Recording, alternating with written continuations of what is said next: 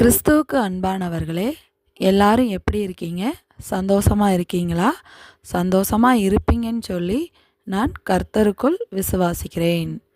பிரியமானவர்களே, இன்றைய தினத்திலும் நாம் தியானிக்கும்படியாக எடுத்துக்கொள்ளப்பட்ட வேத வாக்கியம் சங்கீதம் 1:1 பாவிகளுடைய வழியில் நில்லாமலும். சங்கீதம் 1:1 பாவிகளுடைய வழியில் நில்லாமலும். ஆம் பிரியமானவர்களே, நிலையில்லாத இந்த உலக மனித வாழ்வில் நாளை நடப்பது என்ன என்பதை அறிய முடியாத எதிர்கால வாழ்வு, மனித மரணம் மனிதனுடைய கண்களுக்கு மறைக்கப்பட்டிருப்பதால் நல்வழியை கடைபிடித்து எதிர்காலத்தில் பரலோக செல்வோம் என்ற நம்பிக்கையுடன் வாழ்வது மனிதனுக்கு நியமிக்கப்பட்ட ஒன்று.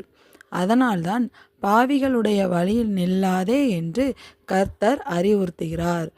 ஆதியிலே ஆதி மனிதன் கடவுளின் சத்தத்திற்கு கீழ்ப்படியாமல் புசிக்க வேண்டாம் என்று கர்த்தர் விலக்கி வைத்த நன்மை தீமை அறியத்தக்க கனியை புசித்ததினால் ஜீவ விருட்சத்திற்கு செல்லும் வழியை கர்த்தர் அடைத்து போட்டார்.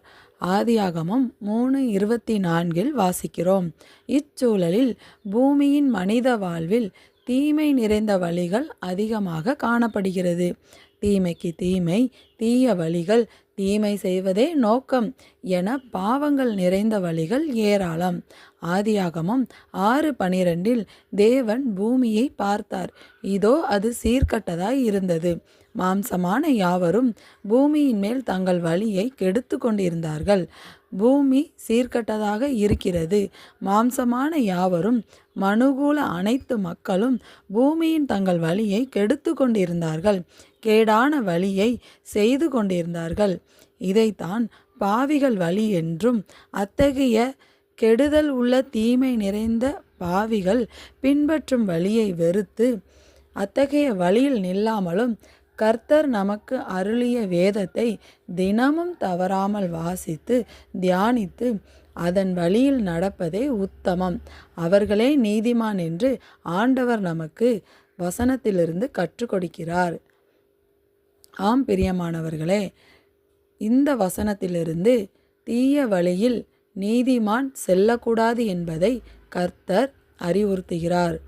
நாம் நமக்கு நலமென்று தோன்றுகின்ற வழியில் நடவாமலும் கர்த்தருடைய வேதம் காட்டும் வழியில் நடப்போம்.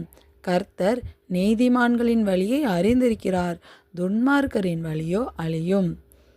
ஆமேன். கர்த்தர் தாமே இந்த வார்த்தையை ஆசீர்வதிப்பாராக.